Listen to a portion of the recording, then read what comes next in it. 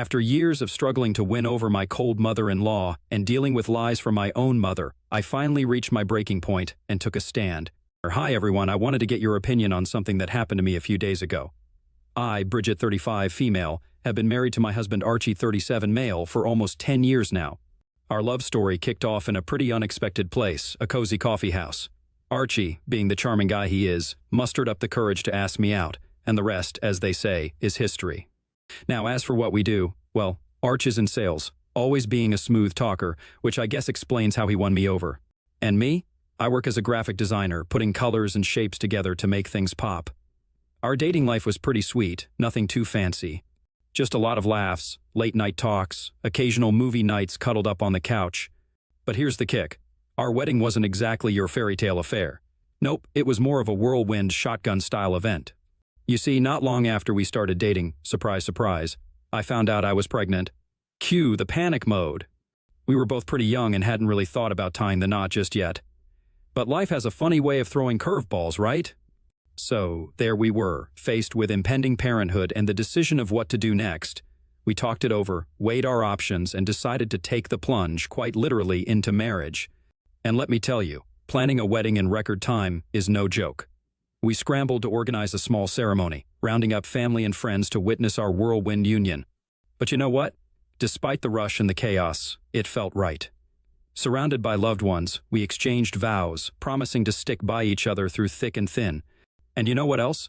Nobody seemed to bat an eye at the whole shotgun wedding thing. Our families were over the moon, showering us with love and support every step of the way. My folks and Archie's folks hit it off right from the start, which was such a relief. You never know how families are going to blend, but ours seemed to click instantly. It was like we'd all known each other for years, swapping stories and sharing laughs like old friends. Buckle up because here comes the plot twist. After I gave birth to our daughter, things started to get a bit frosty with my mother-in-law. 65 female. At first, I chalked it up to those pesky postpartum hormones wreaking havoc on my emotions. But as time went on, her chilly demeanor didn't thaw out one bit. It was like I'd suddenly become invisible to her. Whenever we were together, she'd barely acknowledge my presence, let alone engage in any meaningful conversation. I tried to strike up a chat, but it was like talking to a brick wall. Talk about awkward, and it wasn't just the silent treatment that got to me. Oh no, she had a knack for making me feel like I was constantly walking on eggshells. Every move I made seemed to be met with disapproval or criticism. Take, for instance, the way she'd nitpick at my cooking. I spent hours slaving away in the kitchen, trying to whip up a tasty meal for the family, only to have her pick apart every dish with a laundry list of complaints. Too salty, too bland, too spicy. You name it, she'd find something to gripe about. And let's not even get started on her comments about my parenting skills. It seemed like she had an opinion on everything, from how I dressed the baby to how I handled bedtime routines. No matter what I did, it was never good enough in her eyes. But perhaps the most frustrating part was her constant comparisons between me and Archie's ex-girlfriends. Yep, you heard that right. It was like she had a highlight reel of all his past flames, and she wasn't shy about reminding me how they were so much better at this or that. I'd smile and nod, trying to brush off her comments, but inside, it felt like a punch to the gut every time. Here I was, doing my best to be a loving wife and mother, and yet I couldn't shake the feeling that I was always falling short in her eyes. And don't even get me started on the passive-aggressive gifts she'd give me on special occasions. You know the ones. The not-so-subtle hints disguised as presents. Like the cookbook filled with recipes for dishes she knew I couldn't stand, or the parenting book that felt more like a critique of my mothering skills than a helpful guide. It got to the point where I dreaded family gatherings, knowing that I'd have to endure another round of her icy glares and backhanded compliments. But despite it all, I refused to let her negativity chip away at my self-esteem. I knew I was a good wife and mother, flaws and all. And while her approval would have been nice, I didn't need it to validate my worth. So I focused on what truly mattered, my family, my happiness, and the love that Archie and I shared, shotgun wedding and all. However, things got even worse when I got pregnant with my second baby. So picture this, I'm pregnant, Archie and I are knee-deep in some serious relationship problems, and to top it all off, Oz's chilly attitude is still going strong. Now, Archie and I had our fair share of disagreements. You know, the usual stuff that crops up when two people try to navigate life together. Archie and I might as well have been speaking different languages at times. I'd try to express my feelings, he'd clam up, and before we knew it, we were knee-deep in a game of emotional charades. We'd both been burned in past relationships, And those scars had a way of rearing their ugly heads when we least expected it.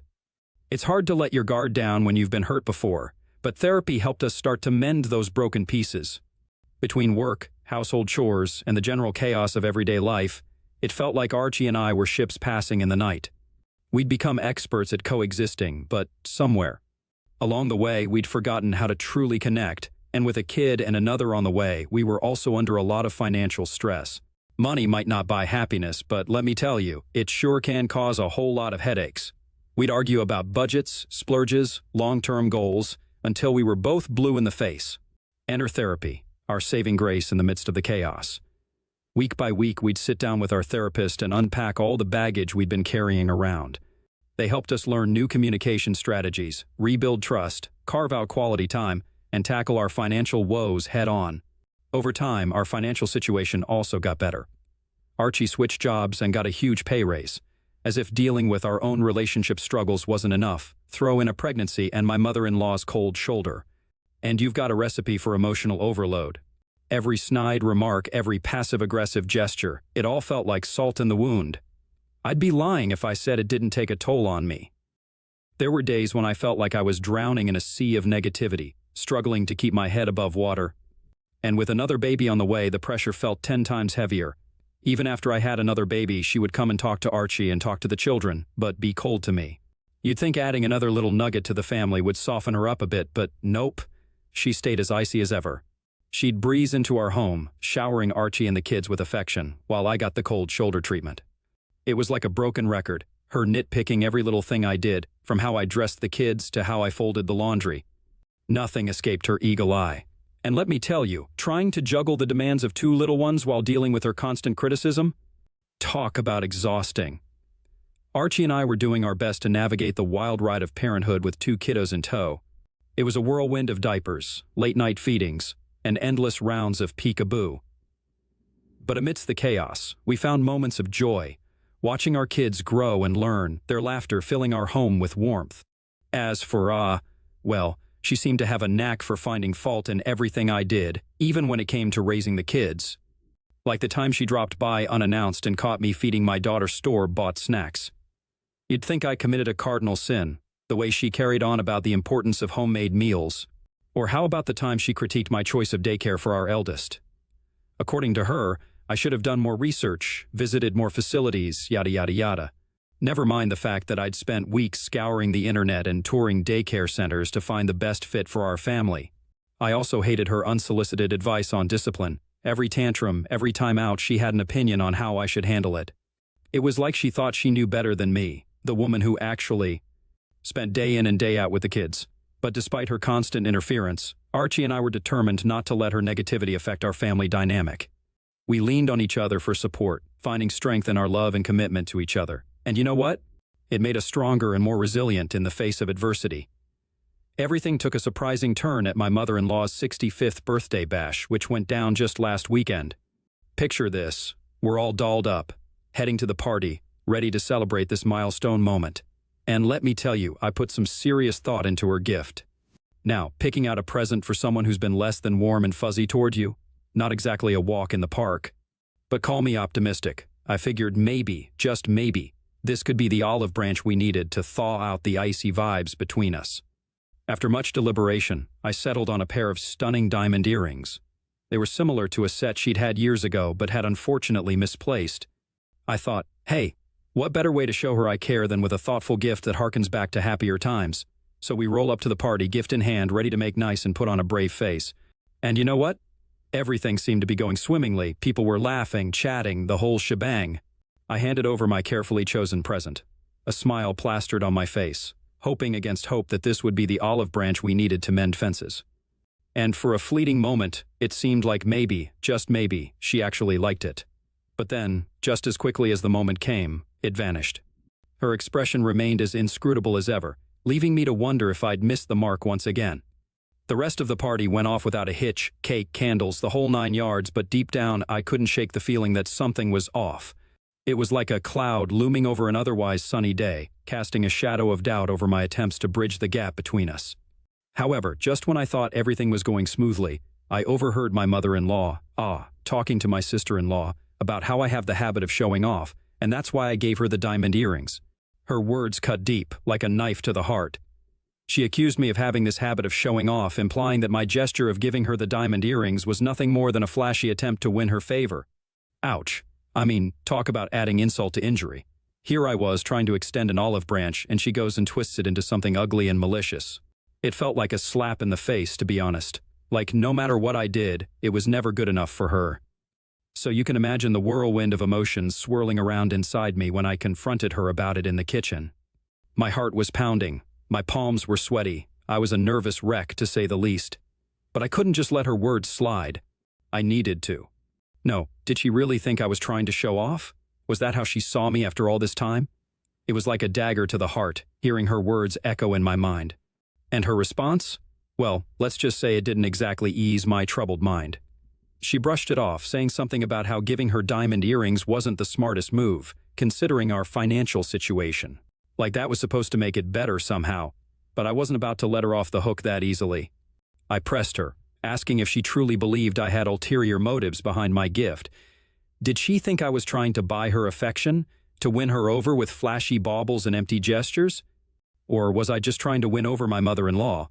She acted surprised, asking what I meant by saying that it would win her over. Well, things went from bad to worse real quick during that kitchen confrontation. I mustered up the courage to lay it all out there, how her constant coldness toward me had been eating away at my soul. But instead of the heartfelt apology or understanding I was hoping for, I was met with a bombshell of accusations. I couldn't believe my ears when hit me with the bombshell, accusing me of trapping her son Archie. Like, excuse me? Trapping him? How?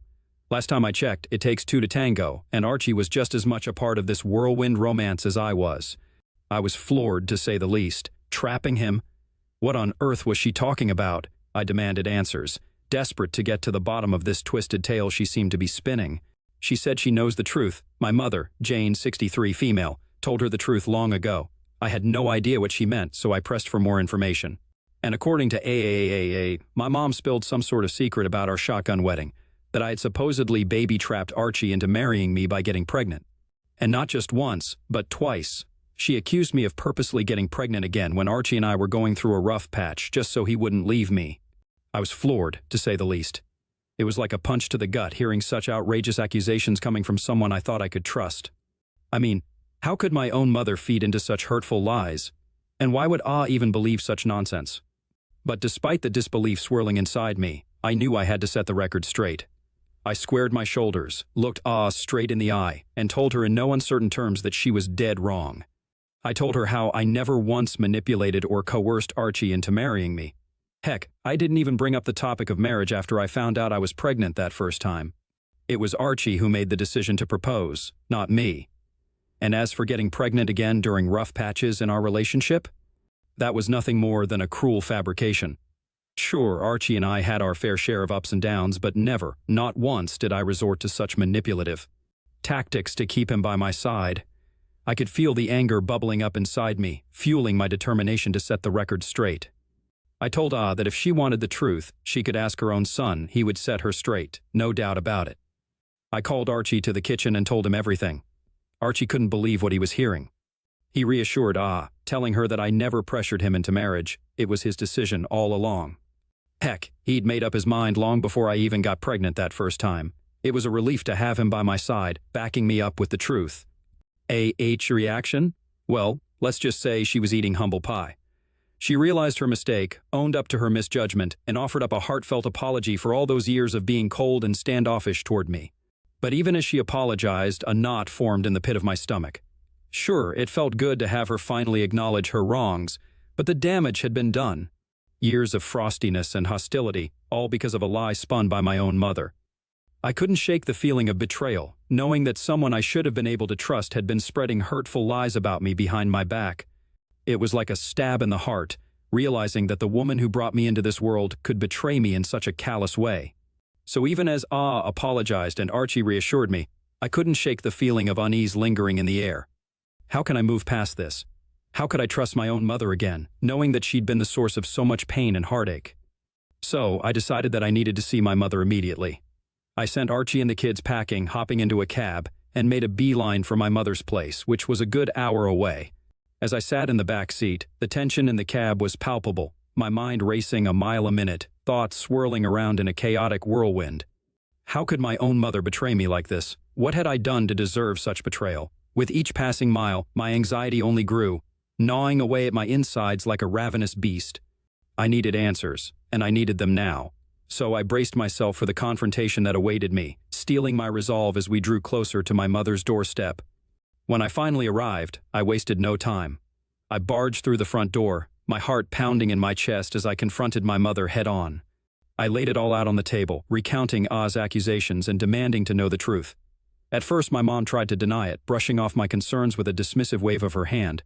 But when I pressed her, refusing to back down, the truth came tumbling out like a dam bursting under the weight of years of deception. She confessed that, yes, she had indeed told those hurtful lies about me trapping Archie into marriage. According to her twisted logic, Archie was too good for me, and this shotgun wedding was the only way I could ever hope to settle him down. I felt like the wind had been knocked out of me, the weight of her betrayal pressing down on me like a ton of bricks. How could she say such hurtful things about her own daughter? Didn't she realize the pain and anguish her words had caused? After my confrontation with my mother, it was clear that she wasn't sorry for what she'd done. She didn't even seem to grasp the gravity of her betrayal. It was like a slap in the face, realizing that the woman who was supposed to love and support me unconditionally could be so callous with my feelings. At that moment, I knew I had to draw the line. This was the last straw. Sure, we were never super close, but she was still my mother, and she had shattered my trust in the worst possible way. I told her point blank, I was done. Done with her lies, done with her deceit, done with the toxic cycle of hurt and betrayal. I made it crystal clear that I was cutting her off and that she would never get the chance to poison my life or my children's lives with her toxic presence. It was a tough decision, but one I knew in my heart was necessary for my own sanity and well-being. Of course, she didn't take it well. She tried shouting, hurling insults my way, calling me an entitled brat and worse. But I didn't stick around to listen to her tirade. I had said my piece, and now it was time to walk away. When I got home, the floodgates opened. I collapsed into Archie's arms, the weight of the day crashing down on me all at once. I cried until there were no tears left, letting his comforting embrace wash away the pain and anguish of the day. But just when I thought maybe, just maybe, I could start to move on from the chaos, my cousin called. And let me tell you, they didn't hold back. They told me straight up that I might have been a little too harsh, that cutting my mother off from her grandchildren might be a step too far. And that made me think, had I been too hasty in my decision? So Aida for cutting off my mother because she lied to my mother-in-law about how I trapped my husband by getting pregnant? Update 1. The next day after everything happened, showed up at our place with some food. I have to admit, I was taken aback. After everything that had gone down, I wasn't sure what to expect from her. But there she was, standing on our doorstep looking contrite and apologetic. She wasted no time in getting to the point, offering up a heartfelt apology for the role she played in the whole mess. She admitted that she shouldn't have trusted my mother's words so easily, that she could have saved us all a lot of trouble if she'd just seen through the lies from the start. And you know what? I appreciated her honesty. It takes guts to own up to your mistakes, and I could see that she genuinely regretted her actions. It was like a weight had been lifted off of my shoulders, knowing that she finally understood the gravity of the situation. I thanked her for her apology, letting her know that while I was glad there was no more confusion, it would take me some time to fully process everything that had happened. After all, trust isn't something that can be rebuilt overnight. A lot of people here ask me about my relationship with my mother. There's nothing much to say. Growing up, my mom was always there to provide for me. A roof over my head, food on the table, all that jazz. But when it came to the emotional stuff, well, let's just say she wasn't exactly Mother of the Year material. I guess you could say I had one of those good enough moms, you know, the ones who do the bare minimum to keep their kids alive and kicking, but don't really go above and beyond in the love and nurturing department. Don't get me wrong, I'm grateful for everything she's done for me. But there's always been this nagging sense of emptiness, this feeling that something vital was missing from our relationship. Maybe I was too stupid to realize it at the time, too caught up in my own little world to see the cracks forming in the facade of our family dynamic. Or maybe I just didn't want to admit that my mom wasn't the picture-perfect parent I'd always hoped she'd be. Looking back, it's easy to see the signs, the missed birthdays, the lack of affection, the constant feeling of being misunderstood and unloved. But at the time, I guess I just brushed it all off as normal. After all, isn't that what kids do? They make excuses for their parents and rationalize away their shortcomings because the alternative is too painful to bear. So no, there wasn't anything specifically wrong or traumatizing about my relationship with my mother. It was more like a slow drip of disappointment, a gradual realization that the person who was supposed to love me unconditionally just couldn't quite measure up to my expectations. But I won't let my past define me. I won't let my relationship with my mother dictate my future. Because at the end of the day, I'm more than just the sum of my experiences. I'm a survivor and a fighter. Update 2. Hi guys, it's been a few weeks since my last update, and boy, do I have a big update for you guys. So, remember how I told you about in my mom's little tete-a-tete? Well, turns out it sparked a full-blown showdown. You see, over the years, and my mom had developed this weird sort of relationship. I guess they bonded over shared interests or something, I don't know. But the point is, took what my mom said about me at face value because of their so-called friendship. Anyway, fast forward to a few days ago, and decides she's had enough of the lies and deception. She marches right up to my mom outside the church. Yes, you heard that right, outside the church, and lets her have it. From what I heard, it was like something out of a soap opera. There was yelling, finger-pointing, and maybe even a few choice words thrown in for good measure.